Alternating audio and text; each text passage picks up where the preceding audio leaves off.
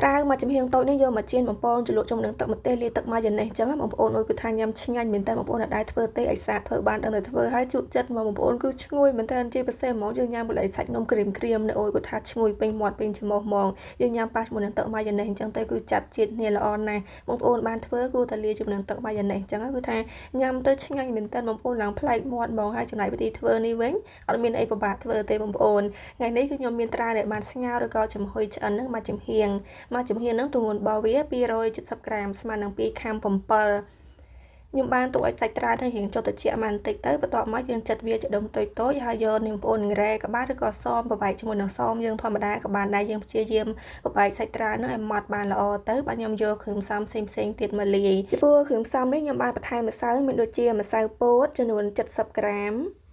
ម្សៅអង្ករត្នោត20ក្រាមដើម្បីឲ្យសាច់នំរបស់យើងមានរសជាតិខ្លះខ្ញុំបានបន្ថែមស្ករស1លឹកព្រាកាហ្វេហើយនិងអំបិលបន្តិចដែរគ្រឿងផ្សំមានតែប៉ុណ្្នឹងទេយើងរៀបចំច្បល់ម្សៅជាមួយនឹងសាច់ត្រាវនឹងឲ្យចូលសព្វគ្នាសិននៅពេលដែលយើងលាយគ្រឿងនេះបើសិនជាសាច់ត្រាវជាមួយនឹងម្សៅនឹងវាស្អិតចូលគ្នាមកល្មមហើយយើងអត់ចាំបាច់ថែមទឹកទេបងប្អូនសម្រាប់ខ្ញុំពេលដែលច្របាច់ទៅគឺថាវាអត់ទាន់ស្អិតចូលគ្នាទេអញ្ចឹងខ្ញុំយកទឹកត្រជាក់ធម្មតាក៏បានខ្ទិះដូងក៏បានឬក៏បងប្អូនអាចជំនួសដោយទឹកដោះគោស្រស់ក៏បានដែរយើងចាក់បន្តិចម្ដងទៅតតែត្រាវនឹងវាស្អិតល្មួតចូលគ្នាប៉ុណ្ណឹង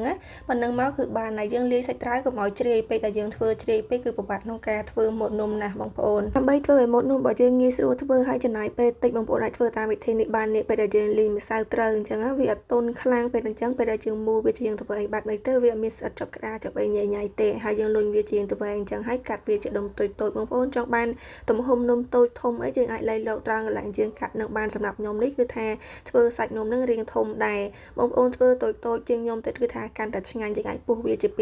ទៀតណាពេលដែលយើងបំពងឆ្អិនទៅវាបានភាពក្រៀមភាពស្រួយនឹងបានច្រើនគឺថាញ៉ាំឈ្ងុយពេញមាត់បងប្អូនចំពោះត្រាវបំពងបែបនេះគឺខ្ញុំចូលចិត្តធ្វើណាស់ជាពិសេសហ្មងគឺថាត្រាវបំពងនេះបងប្អូនសឹងថាឆ្ងាញ់ជាងដលងប្រាំងបំពងទៀតបងប្អូននៅធ្លាប់ធ្វើដលងប្រាំងបំពងបែបវាស្រួយឆ្ងាញ់ហើយប៉ុន្តែយើងបានធ្វើជាមួយនឹងជាប្រភេទត្រាវបំពងបែបនេះវិញអូគឺថាសំខាន់ត្រាវរបស់យើងមានក្លិនឈ្ងុយទៀតណាបងប្អូនពេលដែលធ្វើទៅគឺឆ្ងាញ់ជាងដលងប្រាំងមែនបងប្អូនមានពេលអីអាចសាកធ្វើបានខ្ញុំបានមូលវាស្អាតអញ្ចឹងហើយយើងយកមកប្រឡាក់ជាមួយនឹងម្សៅពោតបន្តិចដែរដើម្បីឲ្យសាច់នំខាងក្រៅហ្នឹងសបកនំខាងក្រៅហ្នឹងវាកាន់តែស្រួយឆ្ងាញ់ទៀតយើងប្រឡាក់ឲ្យពេញសាច់នំអញ្ចឹងទៅខ្ញុំយកមកចម្អិនបែបនេះយើងទុកប្រេងឆាឲ្យក្តៅដាក់សាច់នំចូលទៅចៀនយើងចៀននេះមិនជាប្រើពេលអីយូរហ្មងទេបងប្អូនយើងចៀនប្រើពេលតែមួយផ្លែដែរទេហើយយើងអាសាពវលអាសាប្រែត្រឡប់វាដើម្បីឲ្យសាច់នំហ្នឹងវាក្រហមស្អាតទាំងសងខាងចំណែកភ្លើងហ្គាសវិញខ្ញុំបើកភ្លើងតិចល្មមទេហើយយើងបន្តចៀនអញ្ចឹងរហូតតែសាច់នំហ្នឹងក្រហមស្អាតទាំងសងខាងមកគឺរួចរាល់ហើយសាច់នំនេះមិនថាក្តៅឬក៏ត្រជាក់ទេបងប្អូនគឺស្រួយឆ្ងាញ់ណាស់